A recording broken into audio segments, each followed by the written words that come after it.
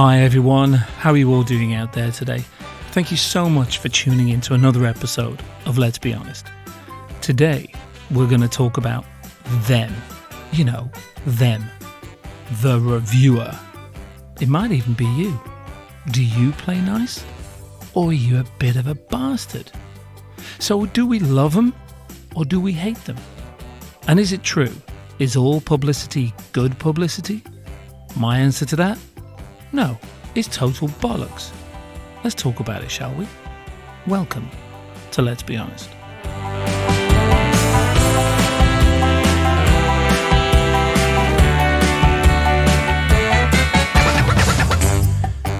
So it would appear that I'm reviewing you, and you are reviewing me. And at the same time, we are all acting and basing our next decision on something that someone else just reviewed. It's getting complicated, isn't it? Are we just all chasing our own doggy tails a bit? Or worse, are we just chasing somebody else's? It kind of feels like it, doesn't it? Also, the next two episodes are not just about the reviewer, they're also about how we react to the review. If you're in business, that can be a life or death situation. In the intro, we asked the question, reviews, is it love or is it hate? Answer, it's both. And I think we all know that. Customer reviews are part of the landscape and it's the world that we now live in. Ignore them at your peril. Dun, dun, dun. Just thought I would add a little suspense in there. My budget doesn't stretch to sound effects yet. You know what? Let's take back the original statement that we need the reviewer. Customer reviews? Fuck 'em, and fuck 'em. Who cares? It is tricky though, isn't it? On one hand, we say, fuck it. Why should the customer hold this ridiculous power over us? A power that clearly influences many, many other people. But another way to look at it is this. If managed correctly, it could be extremely beneficial. Which road to choose? People, bless their little hearts, more often than not these days will book a restaurant, a hotel, visit a bar or go to a cafe based on the strength of a review. By the way, this is a review by somebody else that we've never met. Yet we are listening to their opinion. Yeah, it's that ridiculous. Why do we care what somebody we don't know thinks? It's actual, pure insanity. Your only association with this person is that they have been to a place that you are thinking of going to. It's as mad as fucking clown shoes. Bollocks, I think we're going to need a bigger swear jar. Just to, just to paraphrase a line from a Big Fish movie. Also, I believe that lots of people think that reviewing is just for tourists, or certainly for people from out of town. Yeah, maybe years ago, but not anymore. And people certainly in the hospitality world, they need to be aware of that fact. Personally, I just love going out for the evening and not knowing where I will end up. No Googling a star rating, just go out and see where the evening takes you. Then, who knows what you might discover? Don't forget, it worked for Columbus and that bloke who discovered the Slinky. Also, how many people have you heard say that they found their partner when they weren't looking? Exactly. Over the years, while looking for bars, cafes and restaurants, I've discovered some absolute gems and had some just fantastic nights. The same goes for you, I'm sure.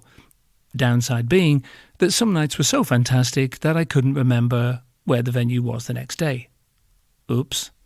It's called a real story, and one that should never have any photo evidence. Now, if I'd sought out reviews looking for the best place to go, I would have lost those moments, those thrills, those little gems. Not to mention the hour beforehand, dicking about on Google, scrolling, searching, which then turns into a debate. And then if there are a few of you, it often becomes a mass debate. And nobody wants that before a night out. Oh, God help me. Oh, that's such a cheap gag. Where's my drink? Dear me, I do apologise.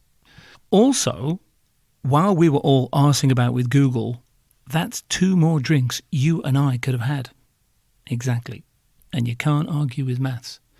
That reminds me of a time that 3 of us stumbled into this tiny bar in Japan. I know you don't need to hear my holiday plans, but there's a point, so shut up. This bar, rather conveniently, only had 3 seats in the venue.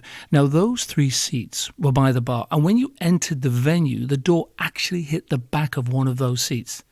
That's just how small it was. How small was it, Wise? It was small, I just said. Offer up a lovely female Japanese bartender, a hot plate for soup, I mean, why wouldn't you, and K-pop on the TV. I am so in. What I didn't realise until I sat down and got comfy was that this little bar specialised in absinthe. Who knew? Not me. I mean, I was comfy. I couldn't just leave. That would have been rude.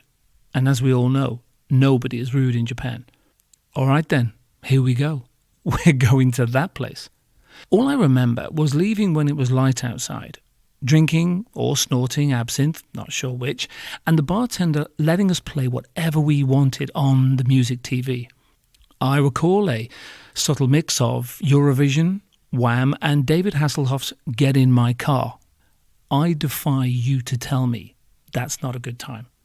Also, I was drinking for a number of hours and I forgot I was in Japan, so initially people sounded really strange when I left in the morning.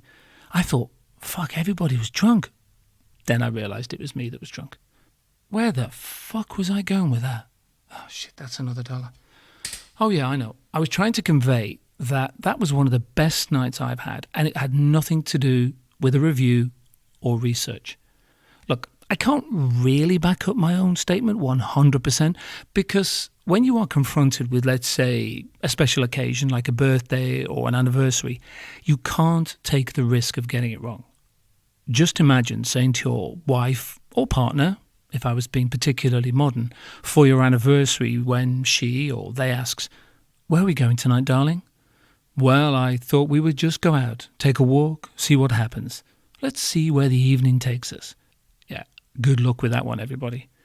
The worrying thing is your partner would probably go along with it thinking, "Oh my God, how romantic," secretly filled with the anticipation that somewhere along the way there will be a big surprise. Oops, I did it again. So sometimes it is best to check a venue's reviews. As the famous saying goes, better to be safe than sleep on the sofa again. Personally, I think customers have become lazy. I think we've all become lazy. We as people decide to go out. We look at a review, we pick a place, probably because it has a good review. Then the place has to pretty much match the reviews. Again, these are reviews by people we don't know. And if our experience doesn't match the reviews, quite often we all have a problem. For me, a lack of expectation creates a different experience. A bit like when my wife says, "Let's have sex." Now I know her expectation is pretty low, and because of that fact, I think she has a nice time.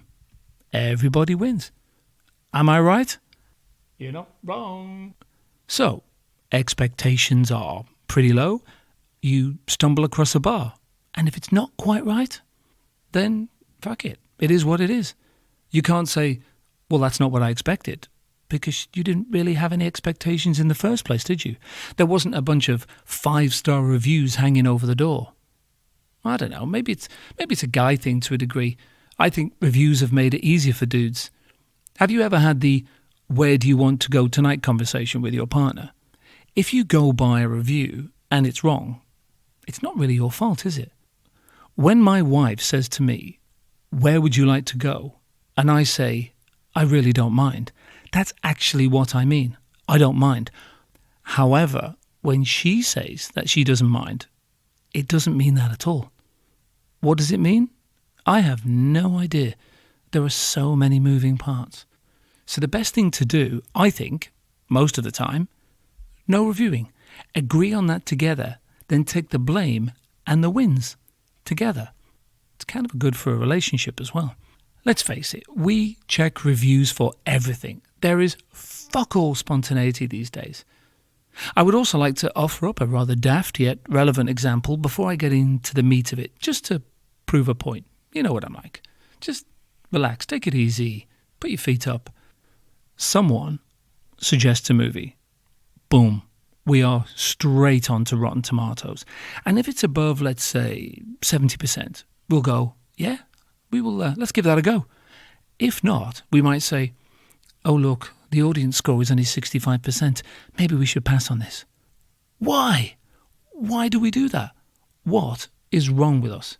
We are basing our decision on what other people that we don't know think. Why do we care what other people think? How do we know what fucking mood they were in at the time? Well, 35% didn't like it. They can't be wrong. Yes, they fucking can. On Rotten Tomatoes, Con Air with The Cage, 57%. Dusk Till Dawn with The Clooney, 62%. Mel Brooks's History of the World, 50-fucking-1%. Yes, that's a real figure. So many people haven't seen those movies because they played the 65% game. I rest my case. And that's just how much we shouldn't rely on people. Just look at the world in the last few years. Do we really trust people to vote on anything? As mentioned, this is the world we now live in. We are all reviewing each other and basing our next decision on what somebody else thinks. We are just following. And people make fun of me for liking sheep. At least I don't act like one. Well, actually. Yeah, I know. It's because I'm Welsh. Did you ever see that episode a few years ago of Black Mirror where people are reviewing each other? I urge everybody to watch it. It's just terrifying. And it will change the way you look at reviewing. And people, to be fair. I think it was called Nosedive. Give it a go. Jesus Christ, this is a cheerful episode, isn't it? Hang on. I always find a drink helps. Maybe I'll perk up in the second half. So we've established that the review is part of the world we live in. Love it or hate it, the reviews are now in. So let's talk about business for a minute.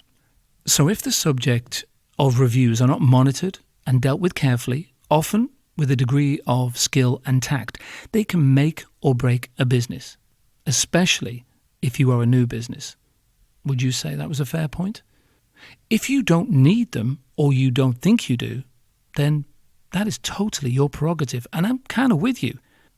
Whether you are right or wrong, only time will tell, of course. Maybe you don't want to bow to the reviewer and not be at their mercy. As we've already said, what do they know?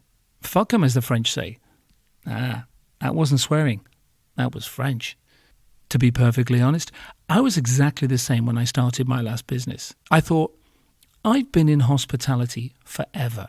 What do I care if someone doesn't like what I do? Blah, blah, blah, me, on me soapbox. Wrong, very wrong.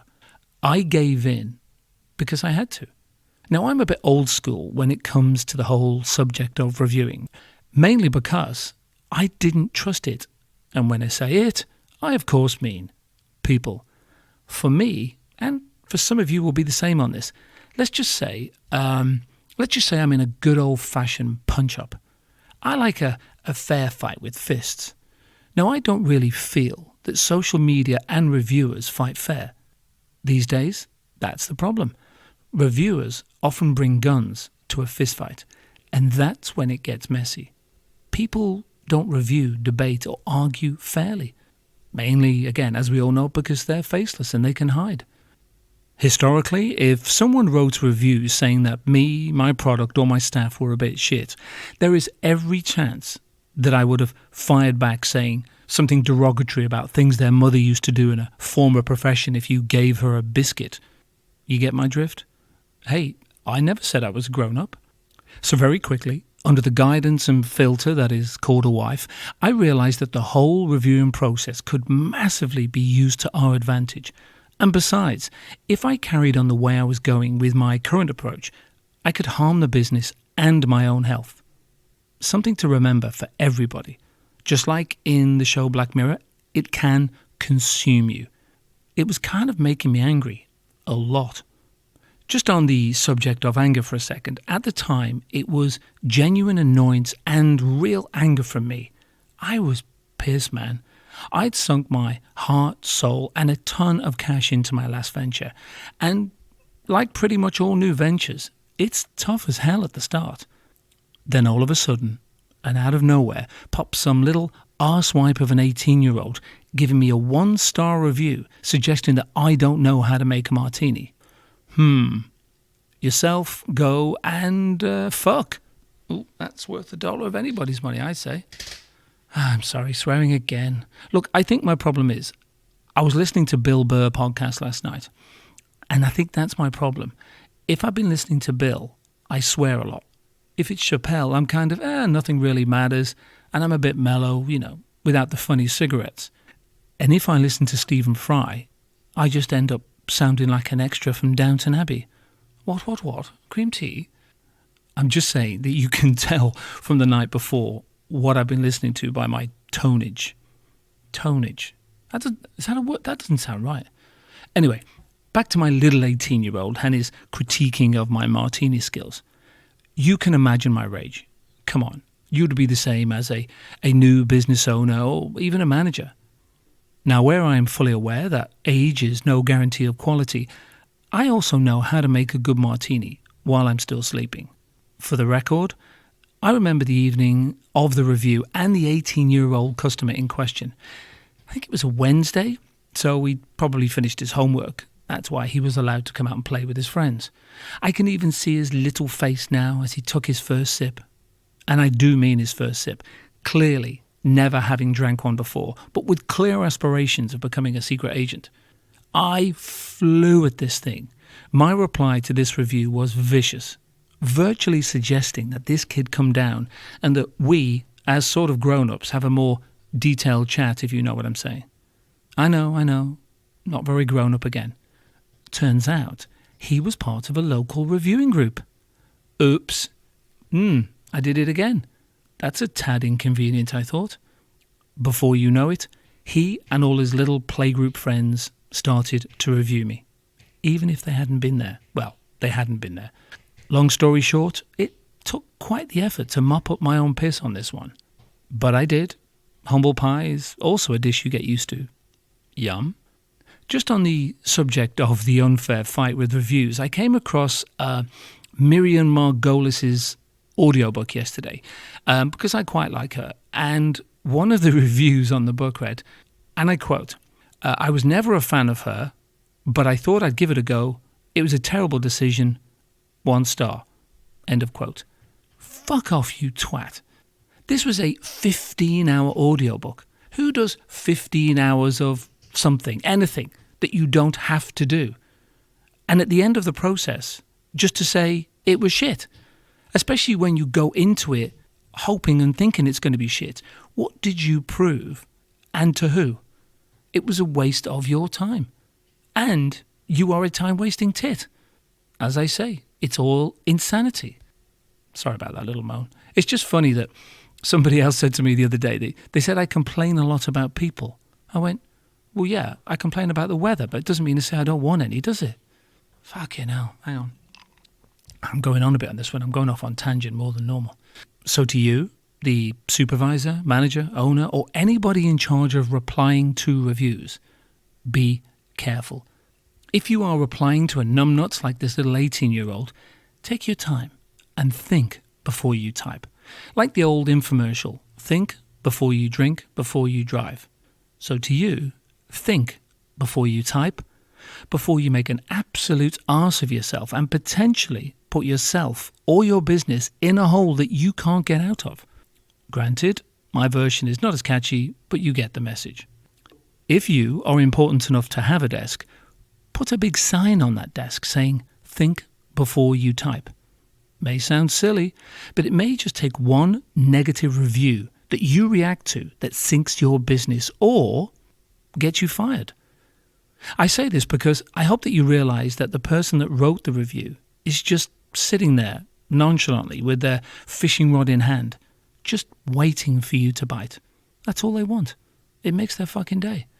He was probably just sitting at home with his cat, jar of peanut butter, and Anyway, never mind. That's his choice. He can do what he wants when he's at home. End of the day, the kid reviewing was just a young wannabe idiot. I, on the other hand, was a you should know better, older and even bigger idiot. The message to you guys out there, don't be an idiot like I was. Don't do it.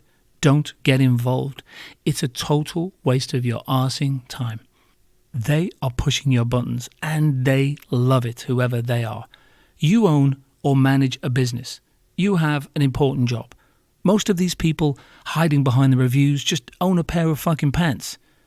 You, the sensible person, are now basing your decisions, your reactions, and what you say on somebody else's stupidity. More than ever before. Even more than 2 minutes ago. Be careful. I refer eloquently, of course, back to one of my original statements when I say, fuck 'em, but in a laugh at them kind of way. Doesn't have to be nasty, not from your side anyway. And never, ever swear. Yeah, I know, that's strange coming from me. But there is a time and a place for everything, don't you think? Also, as I've said before, I've messed it up so many times when I was younger, drunk or stupid. I would rather that you didn't. And that's another lesson I learned when I worked in the casino. You know, my favourite place, the place where all the best people come to sue you. People, customers, can call you, the staff member, all the names under the fucking sun. But all you have to do as a boss or an employee is swear once and you are double fucked. That's today's not very brave world that we live in. If you, the hospitality person, think that this is a level playing field, then you are unfortunately a bit naive, my friends. Someone could be standing over you with a knife in their hand, your blood on their clothes, and you missing an arm.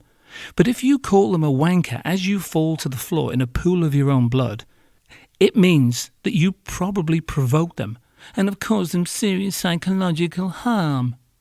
You would be the guilty party. A judge would even probably send you the dry cleaning bill to get your blood out of their shirt. That's reviewing. That's the internet. And that's today's fucked up world.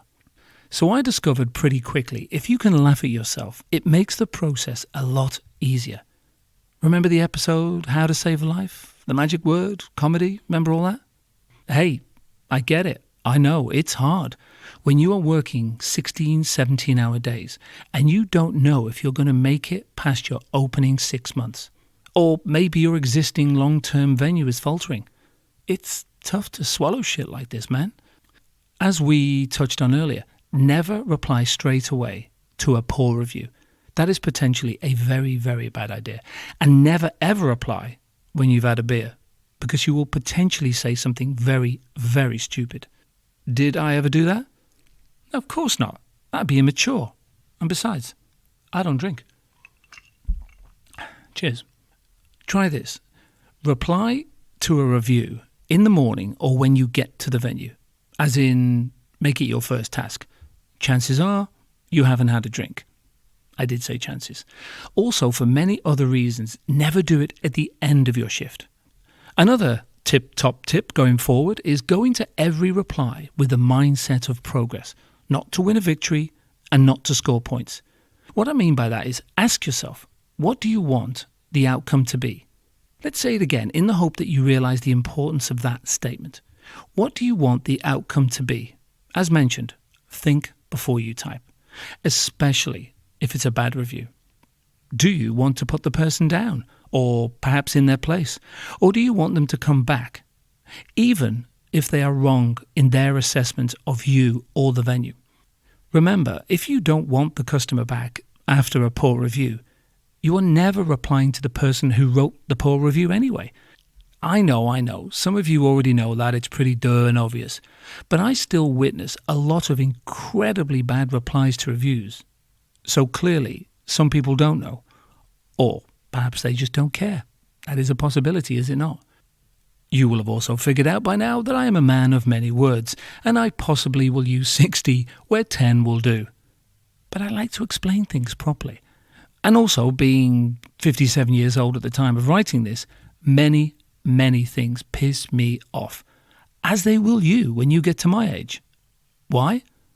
Well, you, in the future, like me now, will have 4 or 5 decades of opinions bubbling their way to the surface and just dying to overflow and be heard by anybody who is foolish enough to be in the vicinity when you erupt. Quite often, I get accused of being old, grumpy and angry. Personally, I only think I'm one of those things these days. A word that I would quite like to tag on there, and one that most people gloss over these days, is the word honest. People tend not to like that one these days. In the old days, the word honest was seen as a compliment or an asset, and not associated with being confrontational or a hater. The only people that should ever say that somebody is a hater is a fucking hippie from 1972, or teenagers that listen to Katy Perry.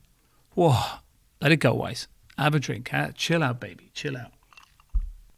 In my experience, people call you these things when they disagree with you or just don't like what you're saying. They don't usually have a real argument. As we've touched on previously, like a frightened animal, when people are cornered, what do? They bite and they punch out. Am I calling some people that write or reply to reviews animals? Yes, that's exactly what I'm saying. Sometimes you will be on the receiving end of an animal. Sorry, reviewer. And sometimes it will be you that's the animal. So if you are replying to a review, don't be a frightened animal. Don't be aggressive and don't bite. Trust me, just don't do it. I know it's hard sometimes. Many of these people, as I'm sure you're aware of, never get any attention other than from their pet hamster. And this is their time to shine. Don't let them. Don't let them in. You are in control of the situation. Also, if you get lured into some verbal online tennis that has the capacity of going back and forward, all it will do is waste your time and potentially make you pissed off and angry, like I was. Plus, other people reading the reviews will see this and you may come across slightly petty or bitter. Not a great look for a venue. For you, it's not about being the bigger person. Forget all that bollocks. You just want the best outcome for your business. Do you really give a monkeys what one man in his late 60s from up north in the UK thinks about the price of craft beer in Australia? When all he is used to drinking is some warm, poo-coloured, tasteless piss that costs 50p back in his little village of Wankington where the animals are nervous. Again, not that happened to me. Bullshit, it totally happened. Apart from the name of his town, I made that up. Also, you do realise, don't you, that we are kind of getting to a place now where people don't particularly hide behind the keyboard anymore. The way we review and the way we answer a review, that's how people are talking in real life these days, which means that we, the normal ones, have to be extra careful and extra mindful of what we say and certainly how we react when we are attacked by the animals out there. It's a fucking minefield.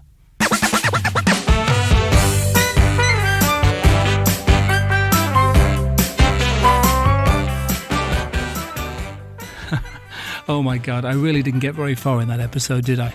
That went on far longer than anticipated. I promise, in part 2, I will get into it properly. Then, I'm going to have a proper rant. Nah, this episode wasn't ranting. Next time it's going to be properly. I will also have something to say about a specific type of person who applies to the sometimes great public. And it won't be complimentary. That I can guarantee. Until then, please share with all the people that you think may benefit or just may enjoy the podcast.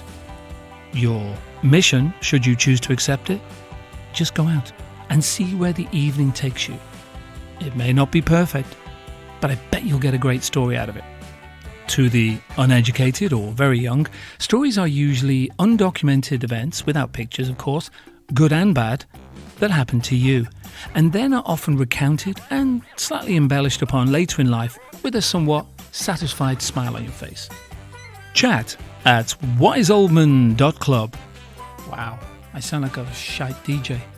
But that's what you are jumping on, to give me some subjects that you want me to tackle. Also, I think it's time you pulled your finger out.